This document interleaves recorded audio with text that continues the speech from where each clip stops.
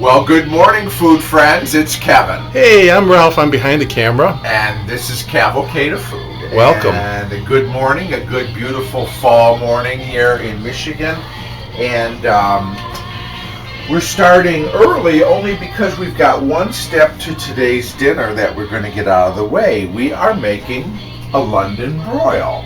That's why we're hearing Petula Clark in the background. That's right. So, a London broil, governor, for our dinner tonight. And what we've got is, you can see, Ralph, this is called a flank steak. And a London broil really is a marinated flank steak. Which is a thin cut steak? Yeah, and it's, a flank steak refers to the part of the animal, the flank. Animal, the steer that it's from. But,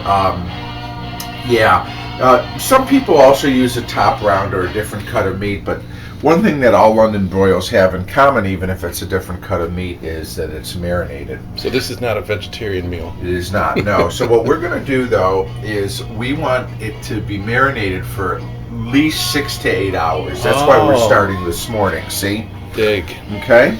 So this is all we're going to do is we're going to put a marinade together for this. So I'm going to start with 2/3 of a cup of olive oil. Okay. So far. Then I've got 4 cloves of garlic here that I put through the crusher, the garlic press. Always good for a marinade and good for a savory flavor for some meat. And I like the crushed garlic because I think going through the presser really extracts. Yeah, it releases a lot of the oils and flavors. This is all this kind of looks the same, but this is actually 1 tablespoon of soy sauce. Okay? So that'll give you some saltiness? Yeah. This is 2 tablespoons of Worcestershire sauce. What's this here sauce? Yeah, Okay. Worcestershire. Then we go 3 tablespoons lemon juice. This is fresh. And I think that the fresh has more of a brighter flavor. And the acid in the lemon also helps break down the meat, right? The tissues in the meat, exactly. So it serves a purpose. We have another acid here too. This is 4 tablespoons of balsamic vinegar. And balsamic vinegar kind of has almost a sweetness to it. Right, which is a nice touch. So those are all of our liquids. Now let's go to our seasonings. Oh, look at that. I got a teaspoon of sea salt here. Coarse salt, okay. I've got a teaspoon of coarse black pepper, tablespoon of dry mustard. Then I've got about a teaspoon of dried basil, half a teaspoon of crushed red pepper flakes, about half a teaspoon of oregano, and half a teaspoon of thyme. So we're just going to put all that in there and do our little mix. And this is our marinade. And like I said, we want this to we want the meat to sort of soak this up and be loving on this marinade for at least 6 to 8 hours. Okay, we're just whisking it together in a bowl, you can see, to get everything incorporated. Okay, so now I'm going to use a plastic bag here, and we'll get our nice flank steak. Take the paper off. There it is. Let's put that in there. So for people who aren't used to handling meat, is that the normal thing to do? Just take it directly out of the package? I mean, I know this sounds stupid, but you don't, rinse it or wash it or do anything with it. Some people rinse it. I'm not going to. Okay. We're going to put this marinade in here now. Okay. And this is going to sit in the refrigerator. Nice, closed up nicely, and do its thing for how many hours? 6 hours? 6, at least 6, preferably even longer. To 8. Do you have to? I'm going to try to get as much of the air out of this bag as you can. So do you pound it or shake it or do anything? No, but what you want to do is you want to distribute the marinade. So keep this, and if you think about it, we're probably going to be out and about today, but maybe when we come back a little later, flip it. Because the marinade will naturally settle at the bottom, and you want both sides of the meat to get a nice coating. Sure. Right? Right. So I'm going to put it in here, and here's why. Every once in a while, sometimes I think I got this bag sealed and I don't. And then you'll have a mess A in the leaky fridge. mess in the fridge. So this is just our insurance policy. So we'll put it in the fridge. Again, we'll come back in about a few hours and flip it. So, and we're done. Here we are. Now it's dinner time. We were out gallivanting all day today. The meat was marinating the whole time. The whole time. So, here it is. I took it out of the fridge. Look at that, Ralph. Okay. Still in this little bag. Now, what I've done is I've turned the broiler on. Oh wait, you got to mention that you did turn the meat over too. Yes, we flipped it. Mm-hmm. When we came back. So that, yes, you're right. So that it rested on, it was marinating on both sides. Okay. Now I've turned the oven to broil. Okay. So on an electric stove, that's right up here. So the heat's coming from the top down. And that's cauliflower in there for yeah, our we're side. roasting cauliflower. That's our side. And that's a new purchase, right? Yep, that's our new drippolator. Okay, so what we're going to do, though, is we're going to take this out here of the marinade, and I want most of that marinade to drip off. I don't want it to... Because it'll burn? It'll burn, yeah. So, actually, probably what I'm going to do is by the way, I sprayed our pan here. Okay. I'm going to get a paper towel. So you sprayed a little nonstick cooking spray just to make sure that the I'm just going to do this. Dab it a little? Yeah, we're just going to dab it, especially with that olive oil. You don't want any unnecessary flare-ups here. And what I'm going to do is I'm going to broil this, and we're going to do it about 10 minutes on each side, give or take. We'll see how it looks and how the temperature is. We like to cook our meat to a medium doneness, so obviously everybody's different. If you like your meat medium rare, less time, more medium well, a little bit more time. But what we're going to do is we're going to give it about 10 minutes, you said, and that'll be a medium. So here we go, under the broiler, and we'll let it do its thing. Oh. Wow. You hear that sizzling? I hear it and I smell it, and that really make sure I got that off. A good broil sear on it. Now what we're going to do, just for now, is we are going to transfer this to this platter. Okay? And I'm going to take a piece of foil here, Ralph, and we're going to just cover this up. But you already turned both sides. It's all done, okay. But it needs to rest, okay, before we do any kind of cutting. Okay. So let's just put it there, all right? And the covering is to keep the heat in, okay? We don't want it to get cold, but we just want the meat to sort of settle down a bit. Yeah, because it's been get out of the heat. It's been under all this heat action from the broiler, and we'll let those juices sort of redistribute through the meat. Got it. Our steak's resting. Now, Ralph, here's what I'm doing. I'm taking some butter here. Always a good start. And I'm adding it to the drippings. Yeah, the drippings in the pan from the meat. Yeah. Just kind of letting it soften and melt. And then, soften and melt, and kind of incorporate with the fat here in our pan drippings.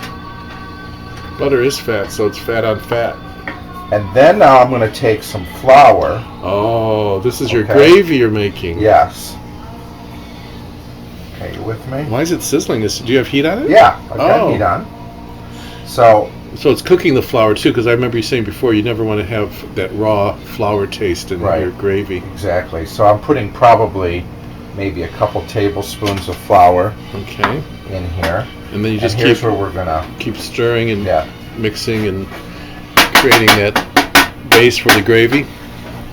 See, now you can kind of smell that flour cooking. It almost kind of has a nutty smell to it. Yes. Okay. And we've got all these nice little pan drippings here. And what do you have here? Is this beef stock? So I got some beef stock. So we're gonna add to that. Now, before the beef stock goes in, though, mushrooms. Yes. Okay. Let them get nice and coated. Yep. I'll put the mushrooms in here. And this is sort of an odd kind of an odd pan to work with. Yeah, I was going to say, I've never seen anybody. So this is your broiling, the pan that the meat was broiling in. Yes. And you've put it on top of the burner. Yeah, I just didn't feel like trying to do this in a separate pan. So you're just improvising here, winging it, doing it Cavalcade style. Now I'm going to put in, I got about, maybe a cup and a half. We'll turn the heat up here. And what will happen, hopefully, is we'll get up all these nice flavors from the bottom of the pan, and this should thicken up. And the mushrooms, we want the mushrooms to cook a little bit. I don't want the mushrooms to get all, you know how they can get all shriveled up and no, whatever. You just want them to soften, and they release a lot of moisture. They'll have some liquid that they'll moisten up to. So, but this is great. I love how you've improvised with this pan, because I think a good chef is always creative in the kitchen. Well, you know what? It's one less dish to wash. Yeah, if it had a higher side, it would be better for a sauce. But you just got to be careful how you mix it with the spoon, and it smells like it's doing the right thing. Yeah, we're bringing this up to heat. Actually, let's. I'm gonna keep stirring, and we'll come on back when this sort of starts to bubble and get nice and thick, and then we'll get our meat ready. Yes. London broil. We'll wake it up. It's resting now. Shh. Our mushroom sauce is done. How's that? Yummy. Okay. So we're gonna. I turned the heat off. We're just gonna kind of let that hang right there. So that was the butter, the drippings. Butter, drippings, flour, beef stock, and an 8-ounce carton of sliced mushrooms. Okay. So. See what's happened here? Oh yeah, the juices come down. Now here's the thing about this cut of meat. You can all see, Ralph, I don't know if you can get in with the camera. You see how the grain is? Oh yeah. So this is like with flank steak or corned beef or any kind of a brisket, okay? You always want to cut against the grain. So if the grain is going this way, we cut this way. Otherwise, it will be tough. Otherwise, it would. Oh, I was going to say otherwise it might shred or something. But it seems like the reason is because it. How does it make it tough if you do that? Because you're kind of cutting with the fibers. Oh. Okay. So what I'm going to do is I'm just slicing. You get a very sharp knife and you just kind of slice against the grain. And kind of at a diagonal. You see what we're doing here? That looks great. And then you can see what's sort of nice is on the end you've got a little bit more medium well. And then as you get closer to the center, middle, you'll see the pinker parts that I like. The pinker parts. And I can smell the marinade, which really smells good too. So what we're going to just keep doing is we're just going to continue to cut. We're going to put it here. Put that right there in my mouth. Yeah, but in the nice juice. Okay. Again, we're cutting against the grain. Oh, that looks good. I wish I had. My knife isn't quite long enough. I might switch to a longer knife. As you get into the heavier, thicker parts of the meat. Just because it's a longer cut. But this is what we're doing. So again, we're cutting against the grain. Look at that. Isn't that nice? That looks so good. All right, I'm going to finish doing that. We'll come back. And then we'll top it with our nice mushroom sauce, okay? Sounds good. Isn't that nice? Wow, yeah. The more you cut into it, the more you can see the coloration, the pink, so there's the more medium rare, or the medium. So we go from medium to medium rare. Now, if I had cooked this a little bit longer, but I know you like yours a little bit more on the rear side, Ralph, then this the one end would have been where it's thinner, where the meat isn't as thick, would have been a little bit closer to well done. So, all right, so there's that. So as good as that is, now we're going to kick it up a notch. Our mushroom sauce, and look what I do here. Just kind of run it across the middle. Run it across. Just run that. Right there. So this is pretty complete now. We have people over. My brother and sister, who we love, are here for dinner with us tonight. And what do we always say? Food is love. Food is love, and we are just going to be enjoying ourselves. You bring that out to your table, and believe me, It's a you hit. will be loved. Okay? So, thank you. Whoever came up with the London broil. Anyways, we can't wait to dig in before it gets cold. So, thank you for being a part of this one. We had a great time. Hope you did too. And you know what? We'll see you next time on Cavalcade of Food. Bye. See you next time.